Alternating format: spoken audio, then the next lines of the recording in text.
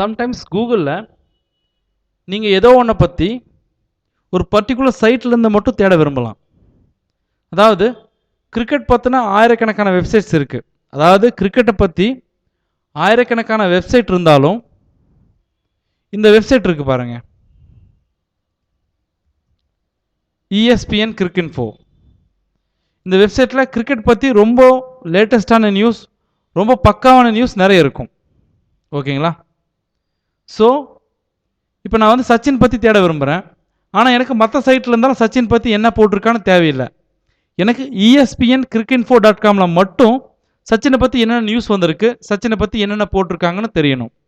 அப்போது இந்த சைட்டுக்குள்ளே மட்டும் சச்சினை பற்றி என்னென்ன போட்டிருக்காங்கன்னு எப்படி கண்டுபிடிக்கிறது? அதுக்கு என்ன பண்ணும் அப்படின்னா, கூகுளுக்கு போய்க்கங்க. நீங்கள் என்ன வார்த்தை தேட விரும்புகிறீங்க? சச்சின். எந்த வெப்சைட்டுக்குள்ளே? சைட்டுன்னு கொடுத்து ESPN cricinfo.com. அதாவது இங்கே என்ன மீனிங் அப்படின்னா, சச்சின் அப்படிங்கிற வார்த்தை இந்த ESPN cricinfo.com இருக்குல்ல, பார்த்தீங்களா? இந்த சைட்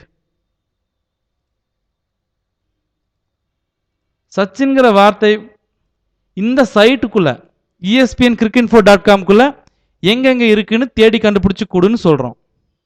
இப்போ வந்து பாருங்கள், வேறு எந்த சைட்டும் வந்திருக்காது. ESPN cricinfoல மட்டும்தான் உங்களுக்கு ரிசல்ட் காமிக்கும். பாருங்கள், தெரியுதுங்களா? ESPN cricinfo, ESPN cricinfo, ESPN cricinfo, ESPN cricinfo, ESPN cricinfo. பார்த்தீங்களா?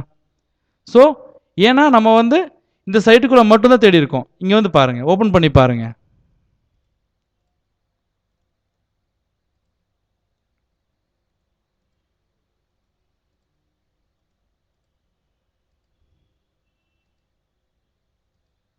தெரியுதுங்களா?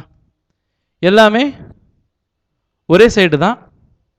இந்த சைட்டுக்குள்ளே நம்ம சச்சினை பற்றி, அதாவது ESPN cricinfo.comக்குள்ளே சச்சினை பற்றி நாம் தேடி இருக்கோம். அவ்வளோதான்.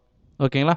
ஸோ இந்த மாதிரி சைட் நேம் கொடுத்து நீங்கள் தேடும்போது ஒரு பர்டிகுலர் சைட்டுக்குள்ளே உங்களுக்கு என்ன வேணுமோ அதை தேடிக்கலாம். ஓகேங்களா? மறுபடியும் ஃபார்மேட் பார்த்துக்கங்க. என்ன வார்த்தை தேட விரும்புகிறீங்களோ அந்த வார்த்தை ப்ளஸ் சைட் அப்படின்னு டைப் பண்ணி செமிகோலன் கொடுத்து அந்த வெப்சைட்டுடைய நேம். இப்படி தான் ஒரு பர்டிகுலர் சைட்ஸ்குள்ளே நீங்கள் என்ன தேட விரும்புகிறீங்களோ அதை தேடணும்.